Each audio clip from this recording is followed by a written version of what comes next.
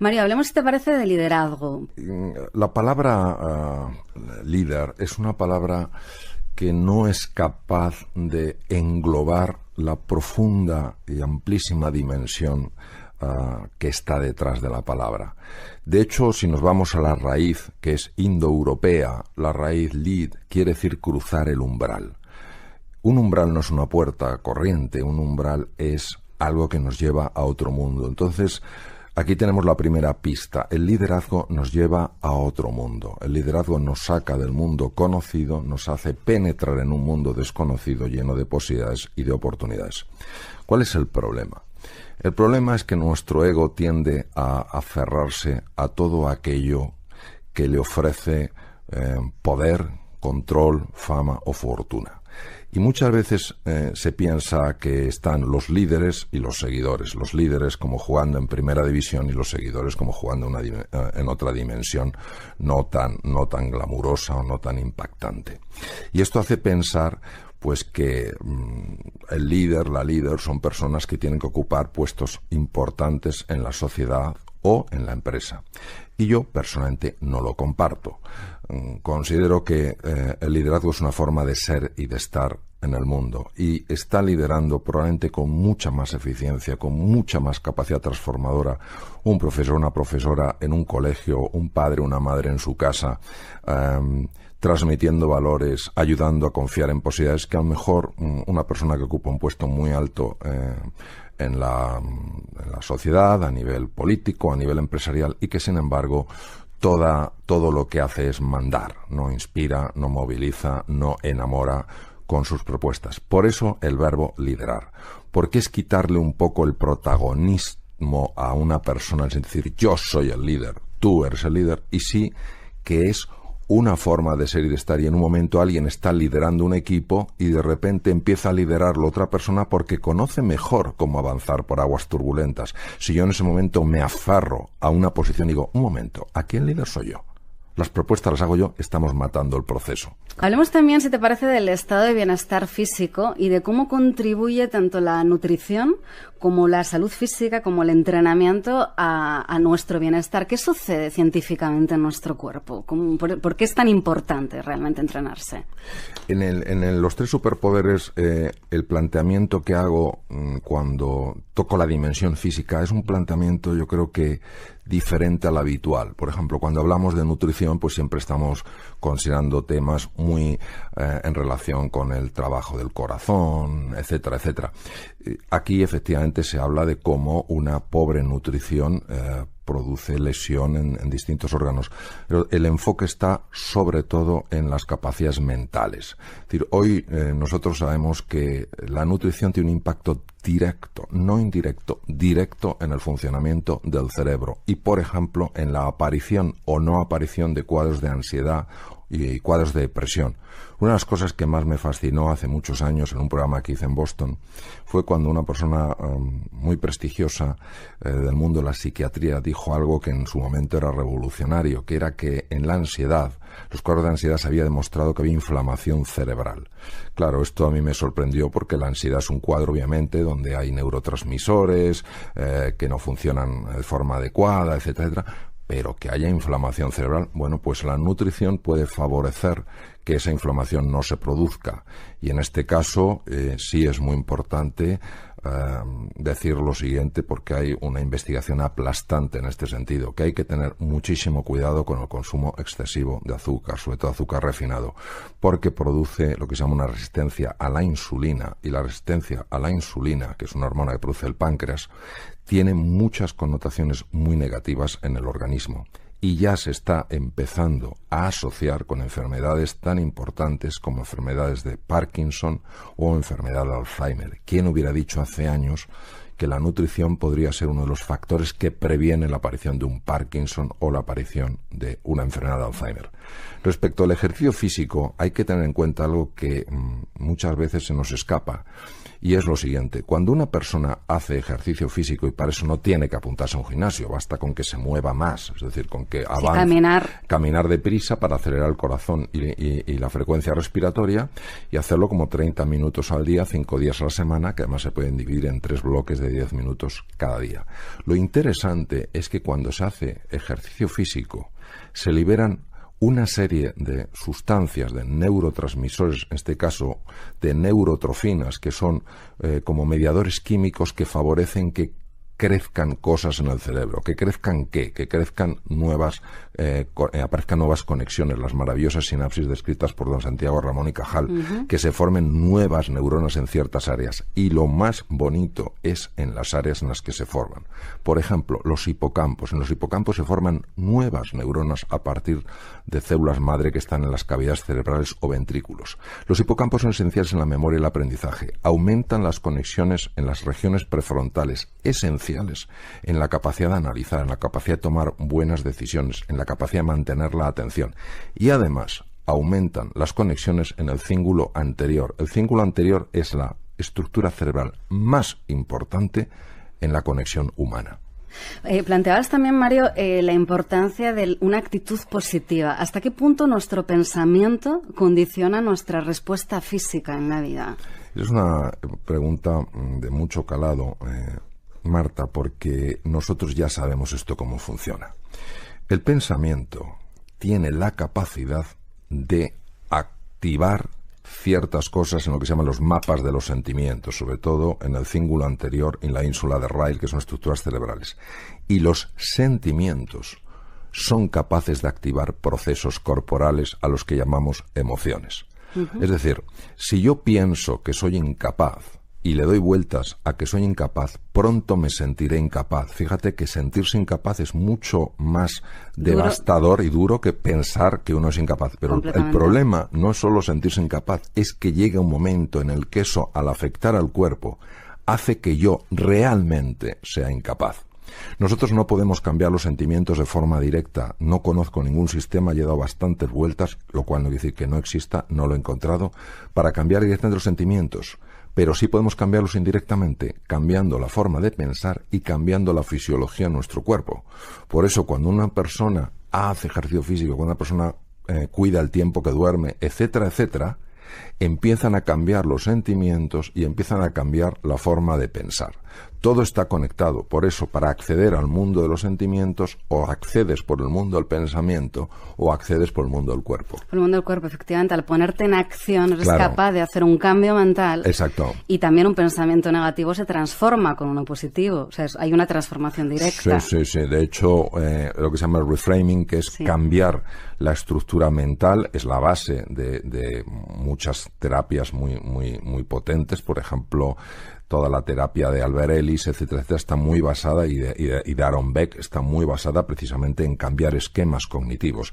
Claro, es que no tenemos que olvidarnos que la mente humana es una mente simbólica. Entonces, nuestro pensamiento, nuestra palabra, no son simplemente agentes descriptivos, son capaces de crear percepción, son capaces de alterar nuestra relación, nuestra actitud con las cosas. Efectivamente, creamos la realidad a través de lo que expresamos y de lo que pensamos también. Claro, nos está condicionando inmediatamente. Claro, si yo veo una realidad X, yo actuaré no en base a la realidad que hay, sino a la realidad que veo, a la realidad percibida. Por eso hay veces que uno puede separarse muchísimo del mundo real porque da más peso al mundo mental que al mundo real.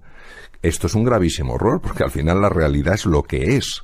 Que yo viva en un mundo paralelo no va a cambiar lo que es, pero sí va a hacer que yo a lo mejor sufra sin tener que sufrir y que no pueda generar posibilidades cuando las puedo tener delante de las narices. Mario, ¿qué relación se puede establecer entre la neurociencia, entre el estudio de la anatomía y la fisiología del cerebro y el liderazgo?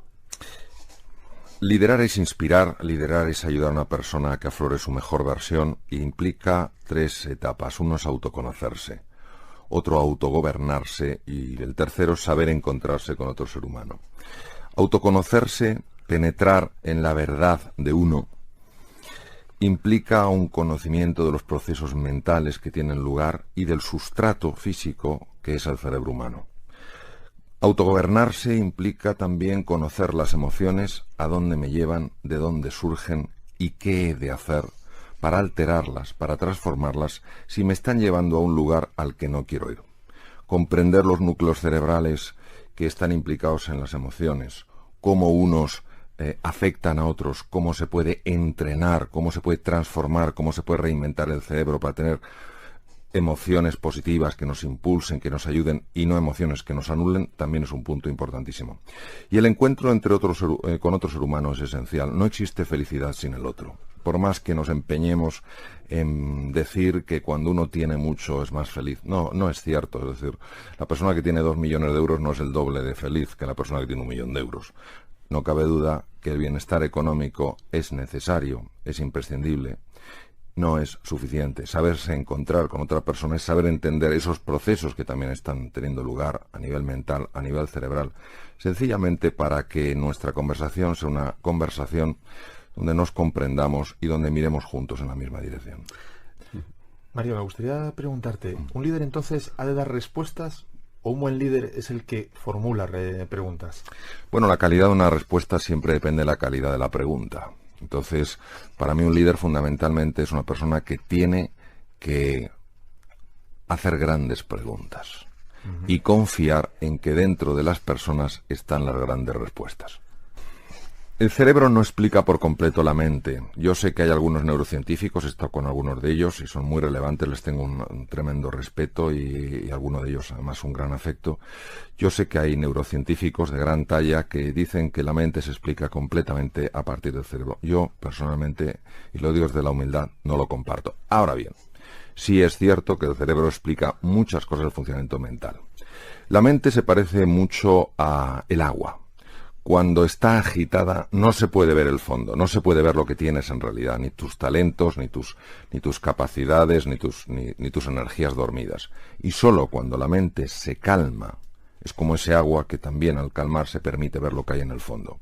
Entonces la única manera que yo he visto en la que realmente se puede calmar esa mente es cuando nos observamos en lugar de juzgarnos. Cuando observamos nuestras emociones, cuando observamos nuestros pensamientos, es decir, cuando en lugar de ser los protagonistas de la película, nos convertimos en espectadores de esa película. Solo cuando uno tiene una distancia de perspectiva puede conseguirse que esa mente se calme. Si no, como dicen muchos filósofos orientales, muy duchos en el conocimiento de la mente, es como a mí me gusta más el ejemplo del agua, pero bueno, ellos dicen que es como un mono agitado en una jaula, no hay manera de pararle.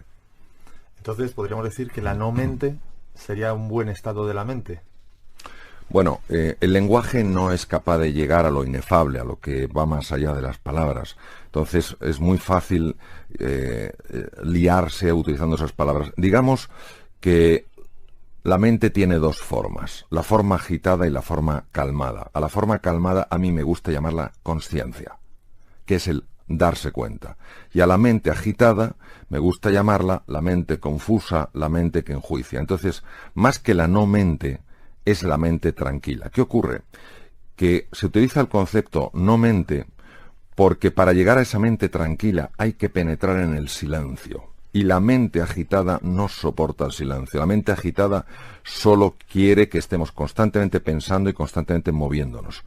Ese momento donde tú te paras, reflexionas y tocas el silencio, no es que estés en el mundo de la no mente, estás en el mundo de la no mente agitada. Y entras en el mundo de la mente tranquila, lo que se llama el self-awareness o lo que es la consciencia. Y ahí tienes una visión mucho más profunda de las cosas.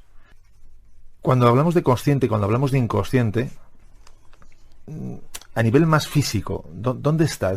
Tú tocas un tema que es importantísimo. Hay una diferencia entre saber algo y saber hacerlo. El aprendizaje no es saberlo. El aprendizaje es saber hacerlo. ¿Por qué hay esta diferencia entre saber y saber hacerlo? Porque el saber corresponde a la mente consciente, entendidamente consciente en un sentido muy físico, muy neurológico. Es decir, bueno, intelectualmente entiendes algo, intelectualmente lo sabes. Cuando ese conocimiento se convierte en comprensión profunda, ya no es parte de lo que sabes, es parte de lo que eres. Y efectivamente, para que eso sea así, tiene que ser recogido, asimilado, digerido por una parte que está más allá de la conciencia ordinaria y que en términos generales se llama inconsciente o subconsciente. Bien, no podemos decir el número de datos que procesa el inconsciente. No lo podemos precisamente por eso, por lo escurridizo que es. Sí, obviamente teniendo en cuenta la cantidad de información que le tiene que llegar por los sentidos y la forma tan rápida en la que procesa, de tal manera que tenemos una reacción inmediata ante un peligro, etcétera, etcétera, no cabe duda que el número de datos que procesa tiene que ser absolutamente fabuloso. ¿Cómo sacar partido al inconsciente? Vamos a ver, para poder sacar partido al inconsciente hay que ser capaz de influir en el inconsciente. Los sistemas para influir en el inconsciente son diferentes de los sistemas para influir en el consciente. Al inconsciente solo se le influye, al menos desde mi conocimiento, desde mi experiencia, de dos formas, o con imágenes o con emociones.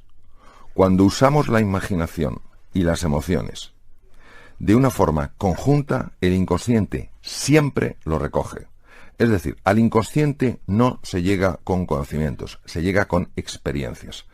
Si en una clase se está transmitiendo un concepto, por ejemplo, el concepto de la importancia de la escucha, y dedicas 2 horas a explicar el concepto, la persona puede conocerlo perfectamente, salir de ahí y escuchar igual de mal que escuchaba antes. Pero si se genera en esa clase una experiencia en la que las emociones, las imágenes, de alguna manera se conecten y esa persona tenga una experiencia de lo que es escuchar y sentirse escuchado, cuando esa persona sale de ahí, ya lo tiene incorporado, ya lo vive. No cabe duda que los viejos patrones que dificultan que escuchemos van a intentar que eso se convierta en una experiencia fugaz. Es ahí, desde esa primera experiencia potente, muy intensa de la importancia de la escucha, cuando uno tiene que hacer un trabajo constante, pequeño, más diario, para ir afianzando eso. Porque sabemos que a nivel físico son circuitos neurales. Se abren nuevas conexiones, se generan también nuevas conexiones entre las neuronas, pero para que esas conexiones se mantengan estables, para que se afiancen, hay que hacer un trabajo constante, un trabajo sostenido, una vez que se ha descubierto, porque se ha vivido, la importancia de eso que se ha aprendido. ¿Cómo nosotros podemos reinventarnos? Nosotros podemos reinventarnos cuando tenemos algo que de forma profunda nos ilusiona, nos motiva, nos hace levantarnos por la mañana con ganas, cuando tenemos nuestro sueño y cuando somos pacientes. Y recuerdo que la paciencia no es aguantarse, sino adaptarse al ritmo natural de las cosas. En tu libro Reinventarse mencionas que para ayudar a mantener una buena atención es conveniente proporcionar al cerebro oxígeno, glucosa, creo. ¿Cómo y en qué dosis? Si es que puede hablarse de esto. El dominio de la atención puede ser incluso más importante que la inteligencia que una persona tenga. Saber concentrar la atención en lo relevante y alejarse de tontunas y de distracciones es lo que permite realmente que el aprendizaje tenga lugar. La atención hay varias formas de cultivarla. Es un entrenamiento diario.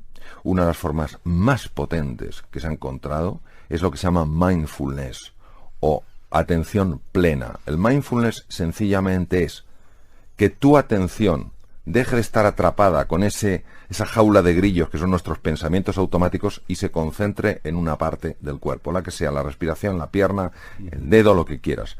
Este ejercicio de la atención es muy importante y ayuda muchísimo en la vida. Segundo tema es efectivamente el tema de la nutrición. Daré eso una pincelada por temas de tiempo. El cerebro solo puede consumir, salvo periodos de ayuno muy prolongado, que son rarísimos, solo puede consumir glucosa y oxígeno. La glucosa hay que dársela al cerebro de una forma continua, no a golpes, no tomarse 27 croissants por la mañana, no sé cuánto por la comida y tal la cena. Hay que comer entre 5 o 6 veces y fundamentalmente hidratos de carbono que liberen el azúcar de una forma progresiva, no en picos. Es decir, todo lo que sea integral, todo lo que sean vegetales, todo lo que sean frutas de bajo índice glicémico, véase manzanas, véase kiwis, véase naranjas, tienen la capacidad de mantener estable el nivel de glucosa y es muy importante. En tercer lugar, para mantener la atención es esencial dormir de forma constante un mínimo de 7 horas, entre 7 y 8 horas. El ideal son 8, los niños un poco más, 7 horas. Cuando baja el sueño, cuando reducimos las horas de sueño, supuestamente en beneficio de la eficacia, la atención baja radicalmente. Y hay otro punto que sí me gustaría añadir, y con esto finalizar esta pincelada: el ejercicio físico. El ejercicio físico es muy, muy importante porque mejora clarísimamente la atención. ¿Por qué? Porque, entre otras cosas, el ejercicio físico libera una hormona que se llama dopamina. La dopamina es producida por algunos núcleos, como el núcleo accumbens, y es fundamental no para prestar en un momento determinado la atención, sino para sostener la atención. Una de las claves del liderazgo, Mario, es la capacidad de comunicar. ¿Qué aporta la neurociencia a la hora de mejorar esa capacidad de comunicación? Bueno, la neurociencia, por ejemplo, aporta los descubrimientos de Rizzolatti y Fogazza hace 12 años en Universidad de Parma, las neuronas espejo. Es decir, vamos a ver, cuando nosotros comunicamos, no necesariamente conectamos. Comunicar no es conectar, lo importante no es comunicar, lo importante es conectar con el mundo de la otra persona. Entonces, nosotros mandamos dos tipos de mensajes. Uno es las palabras, que son interpretadas por el hemisferio izquierdo del cerebro.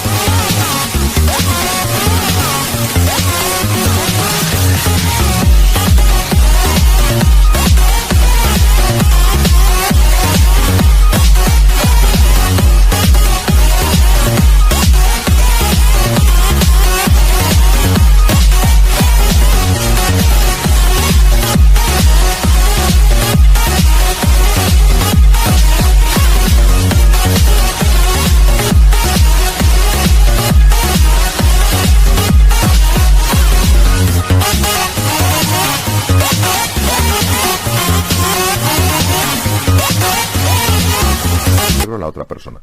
Y la otra es el tono emocional, el tono con el que pronunciamos esas palabras, los gestos, el movimiento de las manos. Eso se llama lenguaje no verbal. El lenguaje no verbal es procesado por el lado derecho del cerebro, por el hemisferio derecho. ¿Qué ocurre? Pues que la otra persona está sintiendo algo que va más allá de las palabras. Está sintiendo si realmente ella para nosotros es importante. Está sintiendo si ella puede confiar en nosotros o no.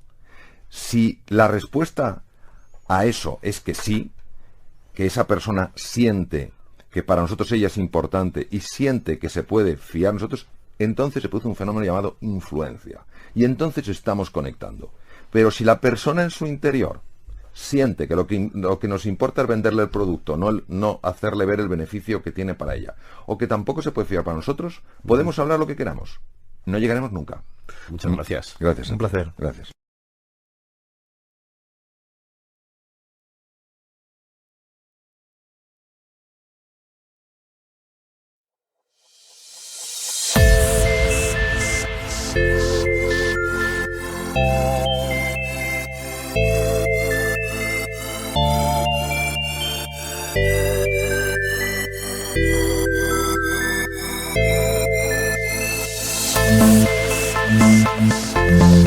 Thank you.